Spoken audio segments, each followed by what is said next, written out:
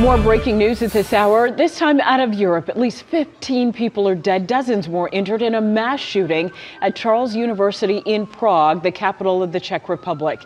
The country's police chief says preliminary information indicates the shooter took his own life after the attack. Authorities have not formally identified that shooter, they say because of the severity of his injuries. Well, come take a look at this terrifying video. Students at the university climbed out of classroom windows and hid on the ledge of the building during that shooting, all to try to get to safety. Police helped students evacuate after they locked themselves inside of classrooms during the attack. Happening now in